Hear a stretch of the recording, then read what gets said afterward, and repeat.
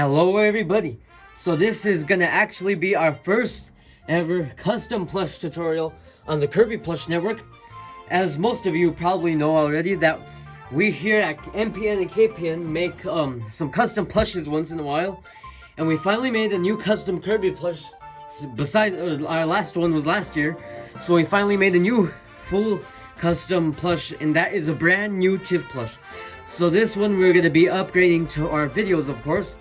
So we just made this a couple of days back with felt and needles, but I'll get into the full tutorial. So let's review her first. So she stands at around like 9 inches, I think. She's basically as tall as our King DDD plush, which is very funny. But like comparing other plushes to like the actual King DDD when he's bigger in games, they're basically the same size. So this one still pretty much works out very good. So besides that, she also has cardboard in the feet. That's what we used. So she is very nice, more accurate than our other one. So she is all in her glory right here. We used some felt and we also used markers. So she is also pretty good. Again, she is very huge, and she is way heavy, or like she's not that heavy, but she's way heavier than this lightweight Tiff. This is our old Tiff that we made in February of 2019. So you can definitely see the difference here, which is quite crazy. So you can definitely see how much better we've gotten with our custom plushes over the years. We actually used staples for most of this too. So I basically rushed them.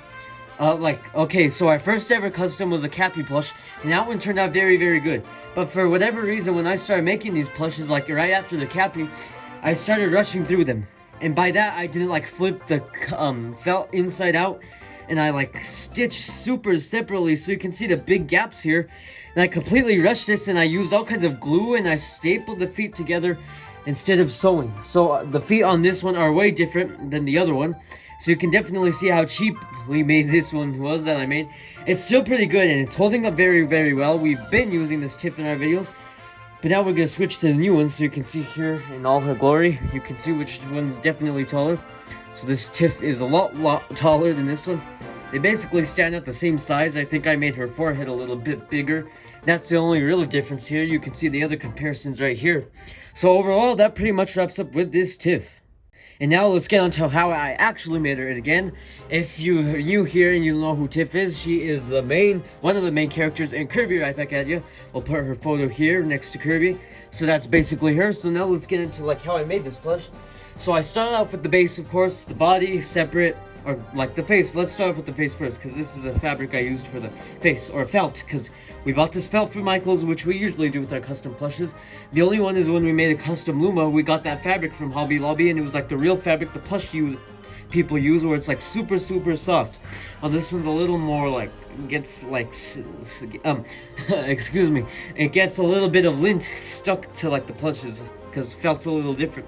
So basically we got this cream colored felt, and we cut the base around the Tiff and stitched it, but we did not make it this big. The actual cutout for her face was way bigger because it actually shrinks. So let me show you how it actually shrinks. So we stitched the sides up and up, of course, like this, and then we flip it inside out, which shrinks the head a little bit, and then we stuff it, which gets it more wide and shrinks it more, so it's not fully flat anymore. So you want to be careful when you make your plushes to realize how big you're cutting out the stuff. Make sure you cut it big enough so it turns out like this normal size, because if you do it like a normal size like this, then it'll come out a lot smaller, unless if you want it small, but it all depends. So you gotta watch out for that. So that's what we did. We stuffed the head, and then we added on an extra piece for her hair. We put it over her forehead, and then we stitched it up, and we hot glue gunned the back. We hot glue gunned some of this stuff, but it still looks very nice, to the point where you can't even notice it. So that's basically what we did. Then we got some white felt, which I do not have. I think I almost ran out of white felt. Then we cut the eyes, and we actually got a marker here. So let me get the marker here, right here. So what we did is gave her a little border, because to us it looks a little weird if Tiff doesn't have like that nice border that she does in the actual cartoon. So we kind of like colored it in a little bit like this right here. So that's basically how we did it. And then we colored it inside the eyes except the pupils, and then we left the bottom here blank, and then we colored it in with green because she has a nice green tint to her eyes. And then her eyelashes we used with a thinner marker, which I can pull right here, so they can look thinner and not thicker like how this one is. And then we also colored the inside, because if you notice in the actual artwork and in general, she actually has like these black shadows. And that's what we wanted to give, because we kind of wanted to give a 3D view. We did it with our last Tiff Plush, and now we did it with our new Tiff Plush. I need to get the cap here, so sorry if I'm not showing anything on screen. Just lost the cap there real quick. So anyway, that pretty much wraps it up. With the ponytail, now we use the same thing. We cut it out. We stuffed a ponytail, but we just added an extra layer of fabric on top, just to make it longer though, because we didn't like how it was like too short. And then after that, I got like orange felt and purple felt right here, and I wrapped it around the ponytail. I hot glue gunned the ponytail, and it stuck very, very nice actually. And I cut a slim piece of black felt for her smile. I did originally do a marker, but that kind of looked a little strange right here.